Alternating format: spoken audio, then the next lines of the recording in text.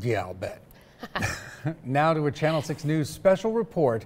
135,000 children are adopted in the U.S. each year, and most, if not all, wonder where their birth parents are at some point in their lives. One of those people is our own Jessica Morey, who just recently began the search for her own birth mom. Hey, Jess. Hey, Doug and Leslie, there are a lot of steps on this journey, so I asked my friend and coworker Stephen Adams to help. And as he explains, it hasn't been as easy as we thought. Stephen? Yeah, Jessica, that's definitely the case, but that's okay. We called in the experts. For the life of me, I cannot remember being told when I was adopted. I've just known my whole life. You watch Jessica every weekend, anchoring sports at Channel 6. Her life began in Cook County, Illinois, where her birth mom gave her up for adoption. She had been married previously, and she had gotten a divorce. She had a son with her ex-husband, and then she got pregnant again by a different person, and she thought, you know, she wasn't going to be able to get back with her ex-husband if she had a child by another man. Jessica's adoptive parents lived in a Chicago suburb. They couldn't have kids, and after 2 adoption attempts fell through, Jessica became their miracle baby. Her first time out of the hospital was, we took her home, and the rest is history. I'm really close with my dad, or as many of my friends call him, Papa Morey. We really grew a lot closer after my adoptive mom passed away when I was a teenager, and my dad and I started watching football together, and I can remember sitting back at a sports bar when I was younger, and he's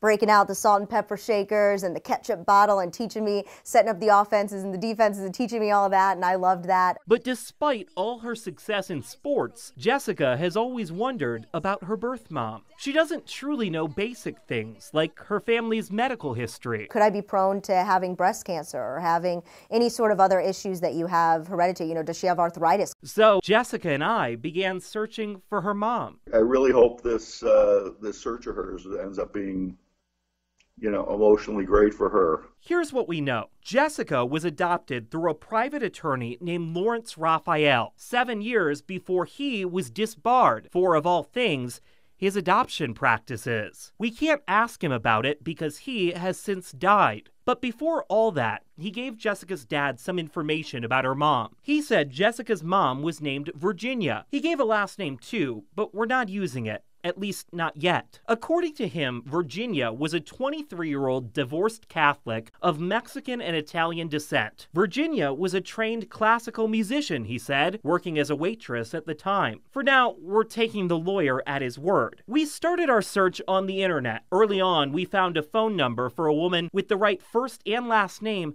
and the same birthday. We called, but it wasn't her. Then we stumbled across an old obituary for a young man who would have been the right age to be Jessica's half-sibling, the child we think Virginia had with that other guy before Jessica was born. A Virginia with the same last name is listed as the mom on that obituary. We left messages for the father, but we never heard back. So, without making much progress, we decided to call in a professional. Steve Russo is a private investigator based near Austin with more than 20 years' experience. Locating people is kind of one of my fortes. Steve has been a law enforcement officer here in Texas for the last 16 years. When he's not being a deputy, he runs Watchful Eye Investigations, a highly respected PI firm with 10 private detectives. Steve wasn't surprised the phone numbers we tried were dead ends. Doesn't surprise me, because a lot of this stuff is old data, and most people don't just keep their cell phone number public. While Steve began working to track down Virginia, I began to worry about the emotional toll the process could take on Jessica. Whenever you start down a